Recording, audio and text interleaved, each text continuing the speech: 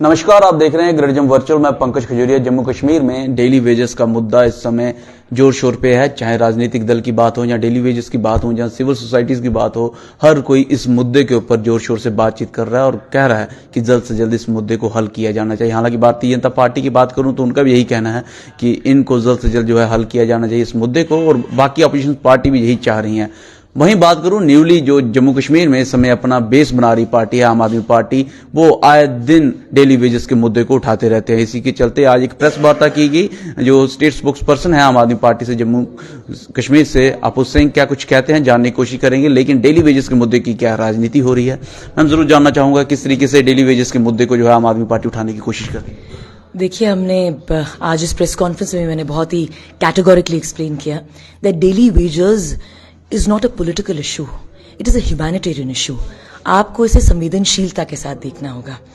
आप 2014 से इनको कहीं ना कहीं मिसगाइड कर रहे हैं, बार बार वेरियस कमिटीज का संगठन करते हैं, और इसमें सिर्फ बीजेपी की गलती नहीं है, इसमें सारी पार्टियां जिन्होंने जम्मू एंड कश्मीर में शासन किया है, all the political parties who have ruled in Jammu and Kashmir, all of them are responsible because none of them have a road map. They keep reiterating that we have a road map, they keep reiterating that we are working on the various committees, they keep telling us that everything is time bound, within a time bound a new regularization policy would be out, they'll draft a road map, but at the end of it that has been these kind of policies and these kind of road maps, they have been languishing for the years altogether. आपने कहा कि humanitarian ground पे इस मुद्दे को देखना चाहिए but not on the political ground. लेकिन अगर हम पूरा टाइमलाइन से जाएं तो पहले भारतीय जनता पार्टी ने 2014 को इस मुद्दे को उठाया और पॉलिटिकल बनाने की कोशिश की और आज भी बातचीत कर रही है। वही मैं बात करूं आज की डेट में तो आम आदमी पार्टी उस दौर से गुजर रही है जिस दौर से 2014 में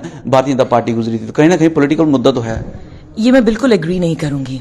बीजेपी जब भी कोई इशू उठाती है, बीजेपी जब भी लोगों की बात करती है, तो उनके दिमाग में एक चीज होती है जिसे कहते हैं सत्ता।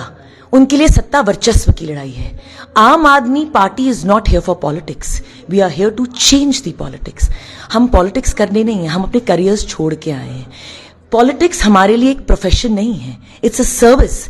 इसीलिए जो आपने बात कही कि जैसे 2014 में बीजेपी ने डेली वेजर्स को लेके एक्सप्लॉइट करके आज 2022 तक ये उनको लेके आ गए हैं, आम आदमी पार्टी ये कभी नहीं करेगी। हम जो भी road map Jammu and Kashmir के लिए तैयार करेंगे, that will be on the grounds of service. We have entered the political arena, but with the intention to serve the people, not for political. Ravinder Raina की बात करूं, अब भारतीय जनता पार्टी का जिक्र है, उनका जिक्र ना आया अलग बात है। वो डेली वेजेस के ऊपर कहते हैं हमने उनकी वेजेस जो हैं वो बढ़ाई हैं लगभग 300 से 400 रुपए के करीब। इस पे क्या कहेंगे, क्योंकि वो इस बात को बड़े जोर शोर से रखते हैं। देन मैं रविंदर रैना जी को आपके थ्रू एक मैसेज देना चाहूंगी कि वो कोड ऑफ वेजेस एक्ट जो है 2019 का बहुत ही गंभीरता के साथ पढ़ें, और उसी के साथ साथ एक नोटिफिकेशन पढ़ें अक्टूबर 2022 की जो दिल्ली गवर्नमेंट ने रिलीज करी है। आप उसमें स्किल्ड, अनस्किल्ड, सेमी स्किल्ड जो भी आपके वर्कर्स हैं उनको कितना अमाउंट दिया जा रहा है वो देखें। क्योंकि आपने ये बात छेड़ी है तो मैं आपको एग्जैक्ट जो है डेटा दूंगी। जम्मू एंड कश्मीर के, और ये स्पेशल मैसेज मेरा रविंदर रैना जी के लिए होगा, जम्मू एंड कश्मीर में अनस्किल्ड वर्कर्स को 8,886 रुपीज मिलता है, तकरीबन नाप जोड़ के हम 9,000 रुपए कह देते हैं। दिल्ली में they are given 16,792 rupees. Semi skilled workers को 10,400 रुपीज मिलता है, but in Delhi they are getting approximately 18,500 rupees. Skilled और स्किल्ड वर्कर्स को जहां पे ये 12,000 अप्रोक्सीमेटली 13,000 दे रहे हैं, दिल्ली में हम इनको 21,000 रुपया दे रहे हैं। और हाईली स्किल्ड वर्कर्स को जहां पे ये 14,350 रुपए अप्रोक्सीमेटली दे रहे हैं, we have touched approximately 24,000। This is not my data, this is the official data of the government, this is the data which the Delhi government has delivered, and this is the data in perhaps if you go through the reports of the government, उसमें आपको पता चलेगा कि दिल्ली सरकार जो है minimum wages सबसे high rate पे दे रही है all over India. We are number 1 in providing the remuneration or the amount to all these daily wages. ये जो कंपैरिजन डेटा आप शेयर कर रहे हैं, क्या इसी के रास्ते जम्मू कश्मीर की सत्ता आम आदमी पार्टी पाना चाहती है? आम आदमी पार्टी जो है सत्ता में जरूर आएगी जम्मू कश्मीर में। हम अपनी दिशा जो है उसको निर्धारित जरूर करेंगे। मगर हम किसी चीज को बेसिस नहीं बनाएंगे। डेटा के माध्यम से। जी जी। डेटा के हम एक ही बेस बनाएंगे, हम कर्म को अपना बेस बनाएंगे। इस डेटा को हम बेस नहीं बनाएंगे, इस डेटा को हम लोगों तक लेके जाएंगे कि हमारी कथनी और करनी में क्या फर्क है। What we are actually going to do if we come in power in Jammu and Kashmir, that is exactly. So this data is just a miniscule part of it. There are n number of political agenda तो बनाया ही है ना फिर आम Aadmi party ने, अगर data के ऊपर बातचीत रख रहे हैं तो फिर ह्यूमैनिटेरियन ग्राउंड पे नहीं, पॉलिटिकल एजेंडा तो बनाया है। Sir, but with due respect, Aam Aadmi Party is a political party. We are a political party with a humanitarian basis. हम यहाँ सर्विस के लिए आए हैं। अगर हम सर्विस के लिए नहीं आते तो हम कोई एनजीओ चलाते। हमने एक पॉलिटिकल पार्टी बनाई है। What is the purpose of a political party? The purpose of a political party is to get the mandate of the people. और हमें कहीं ना कहीं असेंबली तक पहुंचना होगा ताकि हम लोगों के मुद्दों को उठा सकें और उनके लिए जल्द से जल्द जो बाकी सारी सरकारें काम नहीं कर पाई, हम करके दिखाएंगे।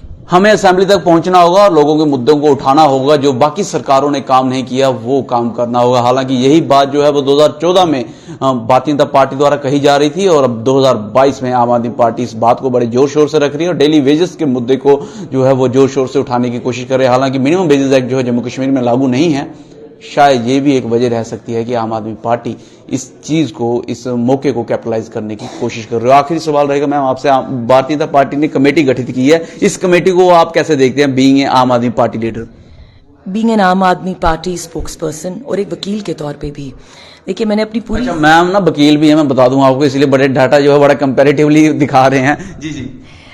एक वकील के तौर पे भी मैं इसका जवाब देना चाहूंगी। जब हम पढ़ाई करते हैं तो हमें बहुत सारा डेटा जो है इकट्ठा करना होता है, चाहे वकालत के दौर पे। When we argue matters before the high court और whether we are arguing matters before the supreme court, we have to be very particular and meticulous with the facts. Committee का गठन आपने कर लिया, कमेटी काम क्या करेगी? ये बड़ी निंदनीय बात है कि अभी नवंबर में 3 दिन इनके एक बड़े वरिष्ठ नेता और मेंबर जो बीजेपी के हैं इसी कमेटी के, उन्होंने 3 दिन के लिए सभी डेली वेजर्स को, सभी लोगों को बुलाया। अल्टीमेटली यही बातें तो वो 2014 से कर रहे हैं। 2014 के पहले से भी यही सारे डेली वेजर्स जो अपने मुद्दे लिखे हुए हैं। There is nothing new which the committee has to put on record. Everything is already there. सवाल ये है कि इस कमेटी को क्यों देखती? ये committee is an I wash, this is an absolute I wash. ये कहीं ना कहीं लोगों को फिर से गुमराह करने का तरीका है कि देखिए हम काम कर रहे हैं, but at the end of it आप कमेटीज गठन, मैंने आज अपनी प्रेस कॉन्फ्रेंस में भी ये पॉइंट रखा था कि अगर आपने यूनियन पब्लिक सर्विस कमीशन का इम्तिहान क्लियर करना है, अगर मैं डिसाइड करूं कि मैंने IAS या IPS करना है या किसी भी स्टूडेंट ने IAS या IPS करना है, तो उसे किताबें खरीदनी नहीं होंगी, उसे किताबें खरीद के पढ़नी होगी। कमेटी का गठन करने से डेली वेजर्स का मुद्दा रिजॉल्व नहीं होगा। डेली वेजर्स के इश्यूज जो है बहुत सालों से they are absolutely within the public purview.